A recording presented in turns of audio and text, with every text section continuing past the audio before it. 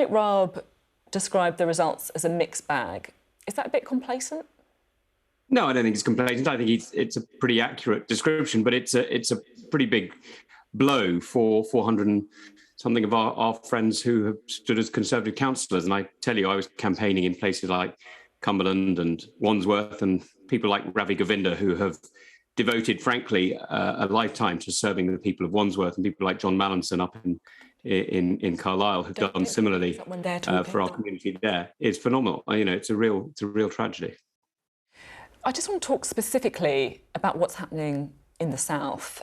You represent Tonbridge and Malling. In Kent, it's exactly Malling, the kind of area please, give it a long A. where the Conservatives did badly. Neighbouring Tunbridge Wells, for example, losing control of that council election. We're just looking now at the Conservatives losing support in the south, down 5.9%, that average change in vote share in the south, and mainly at the expense of the Liberal Democrats. Why do you think so many people in southern England are turning against the Conservatives? Well, you spoke to David Simmons and that came up a bit, but I have to say one of the things that came up even more for me in the south of England was planning. And, we need to address the fact that the Garden of England cannot become the patio of England. We need to make sure that communities across the United Kingdom have a say in what's built near them. By the way, for many people, that means building more because people want their friends and children and family to come and live near them. But people do need to have control of their lives. And I think that's one of the things that these elections have really pushed hard as well, because a lot of the issues that have come forward have not been the national issues that you have been quite understandably talking about, but a lot of them have been down to local issues. I mean, I can certainly tell you that in places like Tunbridge Wells, a lot of the issues have been down to very local planning decisions, which people feel have gone out of their control. At the same time, though, I just wonder, I spoke to David Gauke yesterday as well, and he was saying that he's got concerned that by effectively leaning in to some of the issues that he believes are relevant in the red wall seats, Brexit, culture wars, Boris Johnson has been alienating some of the voters in his more traditional blue shires, if you like. Do you think that is true? Well, I mean, you can talk about different emphasis if you like. I mean, I think the British people across the entire United Kingdom want the same thing from leadership. They want integrity, they want clarity, they want honesty. I mean, I don't think these are red wall or southeast or northeast or whatever issues. These are national issues, and I think people want the same. But okay, I think integrity and honesty. Integrity and honesty, is Partygate coming up quite a lot then?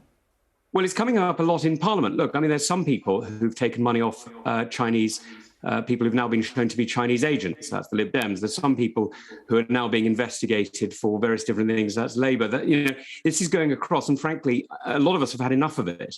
It's not that hard to remember that the people we all serve are the British people, not ourselves. And I do find it somewhat frustrating sometimes to hear the cant from other sides of the chamber and to watch what's going on. But it's also, Daisy quite understandably said these are Boris's rules on COVID. Well, she voted for them. I didn't hear her opposition during that.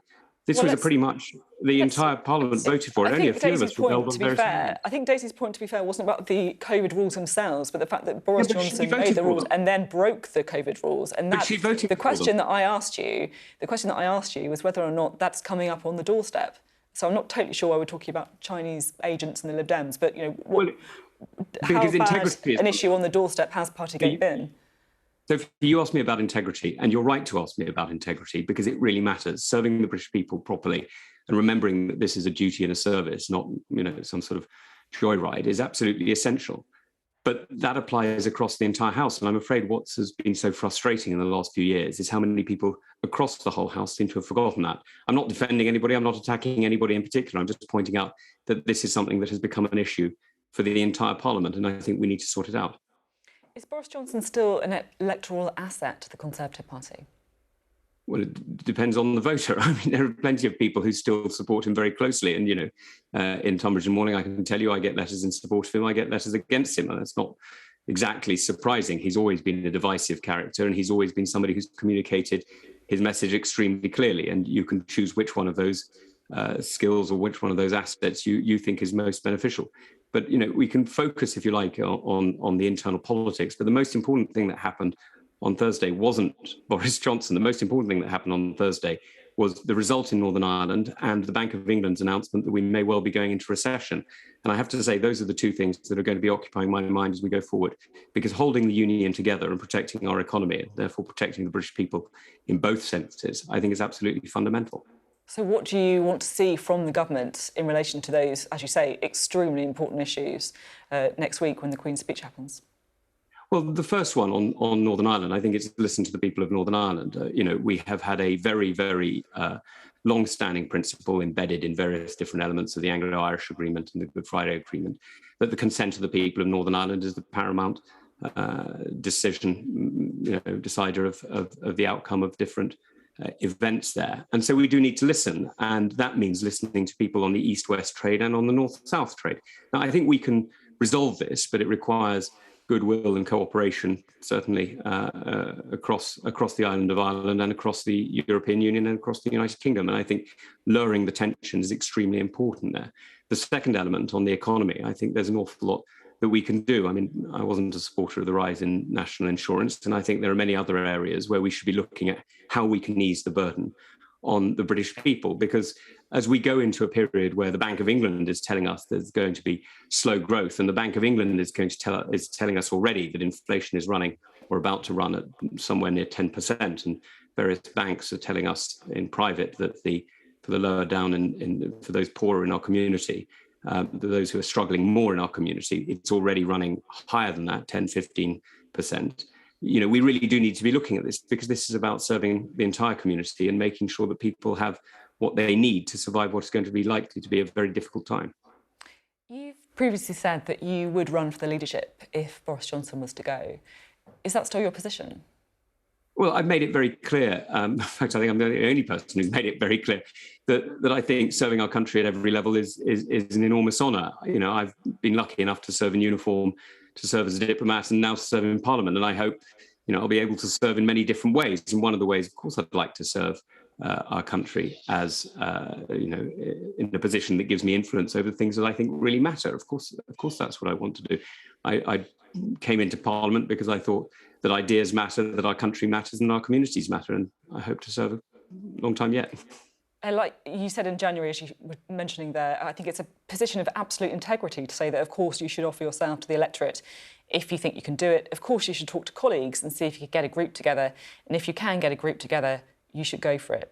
Have you been talking to colleagues?